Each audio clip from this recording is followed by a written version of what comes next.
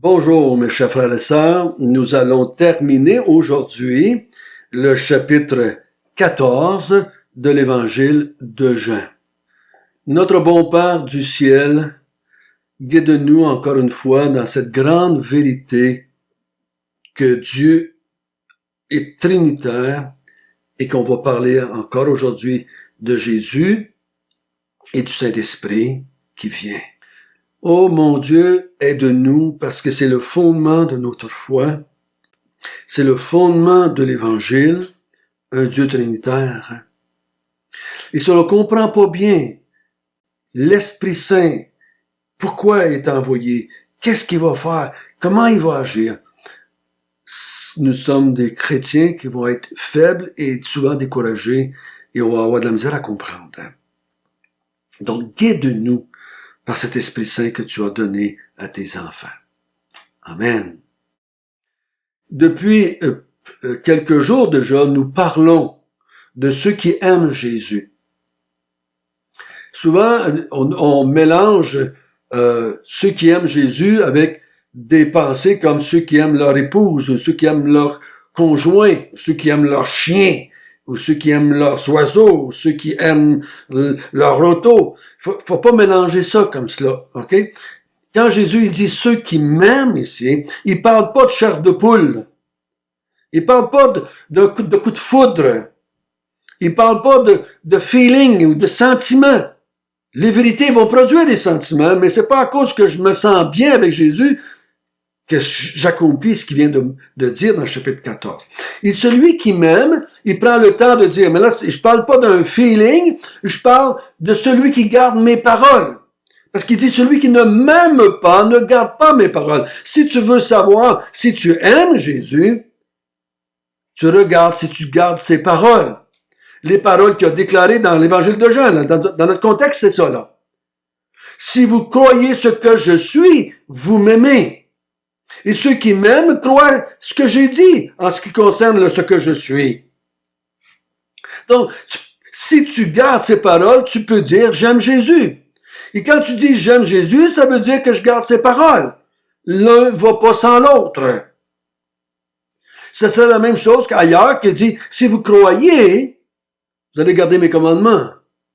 Si vous croyez, vous allez recevoir mes paroles. Si vous croyez, c'est la même vérité ici.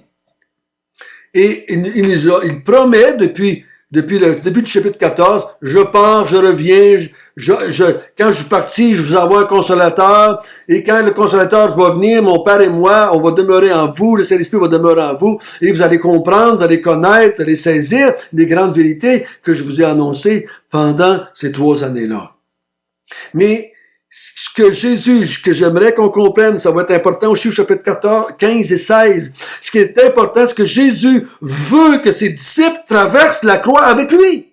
Parce que il a averti les disciples. Un de vous va me livrer. Pierre va me renier. Il va dire un peu plus loin, vous allez tous m'abandonner. C'est ça qui va arriver. Dans la nuit catastrophique aux yeux des apôtres. Mais aux yeux de Jésus, c'est le Fils de Dieu va être glorifié. Le Père va être glorifié. Il voit pas la nuit de la même façon que nous, on le voit. Nous allons lire à partir du verset 26. Mais il y avait dit au verset 20, en ce jour-là, le jour que le Saint-Esprit va venir. Là, au verset 26, il dit, mais le consolateur, le Saint-Esprit que le Père enverra en mon nom, vous enseignera toutes choses et vous le rappellera tout ce que je vous ai dit. Je vous laisse la paix, je vous donne ma paix, je ne vous donne pas comme le monde donne, que votre cœur ne se trouble point et ne se larme point. Vous avez entendu que je vous ai dit, je m'en vais et je reviens vers vous. Si vous m'aimiez, vous vous réjouiriez de ce que je vais au Père, car le Père est plus grand que moi. Et maintenant, je vous ai dit ces choses avant qu'elles arrivent, afin que lorsqu'elles arriveront, vous croyiez. Je ne parlerai plus guère avec vous, car le prince du monde vient et n'a rien en moi. Mais afin que le monde sache que j'aime le Père et que j'agis selon l'ordre que le Père m'a donné, levez-vous et partons d'ici. Il avait dit, je vais vous envoyer un autre consolateur. J'aimerais bien qu'on comprenne. On envoie un consolateur à des gens qui sont tristes, à des gens qui ont besoin d'être consolés. Il y en a qui l'appellent le paraclet, mais le mot dans l'original, il semble, ce que j'ai déjà dit, je suis pas un spécialiste du grec, mais je suis capable de lire sur les spécialistes, et ils sont, je dirais, presque tous d'accord dans la même direction, que le mot veut dire quelqu'un qui vient aux côtés d'un autre qui est dans une situation triste ou difficile. Donc, c'est un accompagnateur. C'est quelqu'un qui vient soutenir. C'est comme quelqu'un qui est faible, je le prends par la table pour le soutenir. Donc, il console. Et ça vient bien, là. Ils ont traduit en français consolateur parce que sont tristes, sont troublés. Il dit au verset 27, ne vous troublez pas. Ne vous alarmez pas. Donc, il dit le consolateur, l'Esprit Saint, ça il va venir puis il va consoler les croyants, les disciples, que le Père enverra en mon nom. Donc, en mon nom, ici, vous avez une petite idée, là. Vous allez prier en mon nom. Ici, le en mon nom, ça veut dire que Jésus, le Père va envoyer quelque chose, le Saint-Esprit, parce que c'est le Fils qui l'a demandé. C'est le Fils qui l'a demandé, donc le Père l'envoie. Donc, on va essayer de voir qu'est-ce que ça veut dire demander en son nom. Et la seule raison pour laquelle je vais pouvoir demander en son nom, c'est pas parce que je mets au nom de Jésus à la fin de la prière. Je dis pas que c'est mal de faire ça, mais c'est pas ça qu'il pensait Jésus à ce moment-là. C'est parce que on va le faire, parce que Jésus va habiter en nous. C'est pour ça qu'on va demander en son nom. On est devenu la demeure de Jésus, la demeure du Saint-Esprit. Donc le Saint-Esprit étant un autre consolateur, un autre Jésus, entre guillemets, mais on va demander en son nom, par le fait qu'il habite en nous. Donc il dit, le consolateur, l'Esprit Saint, que le Père va envoyer parce que je vais prier que vous puissiez l'avoir, il va faire deux choses. Il va vous enseigner toutes choses et vous rappellera tout ce que je vous ai dit. Donc, il va vous enseigner toutes choses et il vous rappellera tout ce que je vous ai dit. Je crois qu'il va le dire un peu plus loin. Il va vous enseigner, c'est parce qu'il va vous enseigner. Soit qu'il veut dire, il va vous aider à comprendre tout ce que je vous ai dit, puis il va vous rappeler tout ce que je vous ai dit. Ou ben non, il va vous enseigner toutes choses. Il va rajouter, il va continuer à ajouter des choses en ce qui me concerne. Il va le dire un peu plus loin. Il y a des choses que j'aimerais vous dire, mais vous ne pouvez pas les supporter maintenant, mais l'Esprit Saint va vous les dire. Il va vous les enseigner. Je crois que c'est de ça dont il parle ici. Le Saint-Esprit va enseigner des choses de plus que je vous ai pas dit, mais en même temps, il va vous rappeler tout ce que je vous ai dit, puis il va vous aider à comprendre. Parce qu'il a dit en haut, vous connaîtrez à ce moment-là, vous saisirez tout ce que je vous ai dit depuis les 3 ans que j'étais avec vous. Donc, il faut faire attention ici. C'est un verset que je crois qu'il faut appliquer aux apôtres, aux disciples qui ont vécu avec lui. Parce que ça ne veut pas dire que si je lis ma Bible, le Saint-Esprit va me rappeler tout ce que j'ai lu. Non. Je crois que les gens qui se rappellent les versets, c'est ceux qui les lisent les plus souvent et qui les apprennent par cœur. Ils vont s'en rappeler. OK? Mais ici, c'est quelque chose qui va se passer spécialement pour les disciples. Malgré que on voit ailleurs que Jésus va dire, je prie pas seulement pour eux, mais pour tous ceux qui vont croire aussi. Donc, il y a des vérités qui sont là, qui vont qui vont s'appliquer à nous aussi. Mais je crois que ce qui arrive, c'est que quand les chrétiens étudient, méditent, apprennent les Écritures, l'Esprit Saint va utiliser ce que j'ai appris pour me guider, me conduire, va m'aider à me rappeler des vérités que j'ai déjà apprises. Mais il va pas me rappeler des versets par cœur. Puis il va pas me montrer des choses que je sais pas. Ici, les Saint-Esprit vont enseigner les disciples, qui vont écrire ce que le Saint-Esprit va enseigner, et on va l'avoir nous autres aussi. Verset 27. Je vous laisse la paix, je vous donne ma paix, je vous donne pas comme le monde donne. Ici, j'ai entendu beaucoup de chrétiens, dans ce temps difficile que nous vivons à cause du COVID-19, citer ce verset-là ici. Dieu va nous donner la paix à travers tout ça. C'est pas de ça dont il parle. Du tout. Ça n'a rien à voir avec le COVID-19. Hein? Ici, il dit la paix à ces disciples-là que votre cœur ne se trouble point et ne se larme point. Parce que, faut que je comprenne, si je veux, le Seigneur va me donner la paix avec, pour m'aider à passer à travers ce qui m'a troublé et ce qui m'a alarmé. Ce qui les a troublés, c'est le chapitre 13. C'est le chapitre 13 qui les a troublés. C'est pas le coronavirus qui les a troublés. C'est pas des situations dans le monde qui vont mal, la guerre, la maladie qui les a troublés. C'est ce que Jésus a dit, je m'en vais. Vous ne pouvez pas venir. Vous allez tous m'abandonner. Vous allez me renier. Vous allez me vendre, me livrer à la mort. Je m'en vais, vous pouvez pas venir. C'est ça. Il dit, ne soyez pas alarmés et troublés par les choses qui vont m'arriver aujourd'hui, cette nuit et demain. Vous êtes troublés présentement par les choses que je vous ai dites. Le Saint-Esprit va vous aider à les comprendre et vous allez trouver la paix. Ici, la paix dont il parle, c'est la paix qui vient des vérités bibliques que l'Esprit Saint nous aide à comprendre en ce qui concerne Jésus. J'ai pas peur quand les gens parlent contre Jésus. Je vais avoir la paix quand les gens vont parler contre Jésus, contre Dieu, contre la vérité. Je vais avoir la paix parce que moi, j'ai cru en ses paroles, j'ai cru à la vérité. J'aime le Seigneur Jésus, je garde ses paroles et le Saint-Esprit me donne la paix en ce qui concerne Jésus. Parce que ce qui trouble ici les disciples, ce qui alarme les disciples, c'est quelque chose qui concerne Jésus. Donc, la paix que le Saint-Esprit va m'emmener, c'est des choses qui concernent Jésus. Ce n'est pas des choses qui concernent les problématiques du monde dans lequel je vis. Vous avez entendu que je vous ai dit, je m'en vais et je reviens vers vous. Si vous m'aimez, vous vous réjouiriez de ce que je fais au Père, car le Père est plus grand que moi.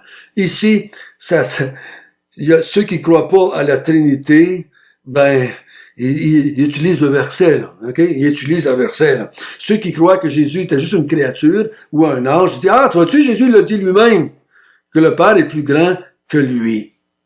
Qu'est-ce qu'il veut dire quand vous devriez vous réjouir? Donc, je m'en vais, ça vous a attristé, mais vous devriez être, de vous réjouir de cela.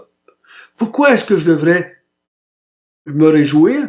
Il dit, car le Père est plus grand que moi. De quoi est-ce qu'il parle? Il parle pas qu'il n'est pas de la même nature que le Père. Il nous a convaincus de ça déjà. Ça fait 3 ans qu'il le répète. C'est pas que maintenant le Père a des attributs que lui n'a pas. Donc, qu'est-ce que le Seigneur Jésus veut dire quand il dit que le Père est plus grand que moi? Il y a une chose de certaine. Peu importe comment vous le croyez, peu importe comment vous l'interprétez, vous devez avoir de la joie à cause de cela. Il dit à ses disciples, vous ne devriez pas être triste que je parle, vous devriez être plus grand. Je ne crois pas qu'il parle de sa divinité, parce que tout au long, Jean veut qu'on croie que Jésus est divin. Il a dit tout au long, celui qui m'honore, honore le Père, vous devez m'honorer comme vous honorez le Père. Tout ce que le Père fait, je le fais. Si tu m'as vu, tu as vu le Père. Moi, le Père en est un. Donc, de quoi est-ce qu'il est en train de dire? Il y a quelque chose qui empêche de voir la splendeur de Jésus, la grandeur de Jésus dans le moment qu'il est là, sur la terre. Parce qu'il va dire, dans le chapitre 17, quand il va prier, dans quelques heures, « Redonne-moi la gloire que j'avais auprès de toi avant que le monde fût. » Je suis dans une position inférieure ou plus basse que je pourrais l'être, que je vais l'être, que j'étais avant de venir. Donc, ramène-moi dans cette position-là, à ta droite, que j'avais avant le commencement du monde. Donc, d'une façon quelconque, Jésus voit cette position qu'il désire, ce moment qu'il anticipe de retourner s'asseoir auprès de Dieu dans la gloire. C'est ça dont il parle. Il n'est pas en train de se diminuer, qui est moins grand que le Père, dans le sens qu'il n'est pas de la même nature, qu'il n'a pas les mêmes attributs, mais la position qu'il a pris d'envoyer par le Père, il le met dans une position plus petite, plus basse. Mais maintenant, il va revenir dans la position, au chapitre 17, on va en parler, mais qu'on arrive là. Et maintenant, je vous l'ai dit ces choses, afin que avant qu'elle arrive, afin que lorsqu'elles arriveront, vous croyez. Donc, je vous ai dit toutes ces choses-là, avant la venue du Saint-Esprit, ma mort, ma résurrection, que je vais monter au ciel. Tout cela, je vous le dis, que le Saint-Esprit va venir au jour de la Pentecôte. Tout ça, je vous le dis, afin que vous allez vous souvenir. C'est ce que Jésus nous avait parlé pendant qu'on était avec lui. Verset 30. Je ne parlerai plus guère avec vous, car le prince du monde vient, il n'a rien en moi. Donc, je suis pas avec le prince de ce monde, je suis contraire au prince de ce monde. Et on a vu au chapitre 13, je vais mourir, et ça va faire le jugement du prince de ce monde. Il va être condamné, jugé et condamné au plus haut point. Mais afin que le monde sache que j'aime le Père, et que j'agis selon l'ordre que le Père m'a donné, levez-vous et partons d'ici. Voyez-vous, cette grandeur qui avait parlé au verset 28, on la retrouve ici. Mais afin que le monde sache que j'aime le Père, et que j'agis selon l'ordre que le Père m'a donné, il dit, de la façon que vous me regardez présentement, la façon que je vous ai parlé, que j'étais envoyé, que je suis venu et que je vais mourir, que c'est ce que Dieu a voulu, vous pensez peut-être que je suis plus petit, mais je vais retourner dans la position de mon Père et à la droite de mon Père, dans la gloire que j'avais avant que le monde fût. Mais j'aime le Père et j'agis selon l'ordre du Père. Levez-vous et partons d'ici. Donc vous allez voir dans les heures qui s'en viennent que j'aime le Père et que j'agis selon l'ordre que le Père m'a donné. Vous allez voir ça. Le monde, afin que le monde sache que j'aime le Père et que le Père. Donc le monde va savoir, pas juste les disciples, le monde va savoir que Jésus venait de Dieu. Donc, c'est par la suite qu'on va voir qu'est-ce qui va arriver. Hein? Là, il leur dit ça. Allons-y. Je vais aller faire de quoi que le monde va savoir que j'aime le Père et que j'agis selon l'ordre que le Père m'avait donné. Notre bon Père du ciel, merci de ton amour, merci de ta grâce qui nous a été apportée par Jésus-Christ. Hein? Jésus nous a amené la vérité et la grâce. Ô notre Père du ciel, aide-nous à comprendre les textes en ce qui concerne ta parole, ta personne, ton Fils, l'Esprit Saint. C'est toi, là. Aide-nous à comprendre le mieux qu'on peut comprendre en tant qu'être humain. Afin qu'on puisse comprendre ce que tu as dit, toi. Ô Seigneur, quand les gens parlent contre Christ, quand les gens nous troublent, quand le monde nous trouble en ce qui concerne Jésus-Christ, fait qu'on puisse retrouver la paix dans les paroles que dites, dans les paroles que le Saint-Esprit nous rappelle et nous aide à comprendre. Au nom de Jésus, Amen.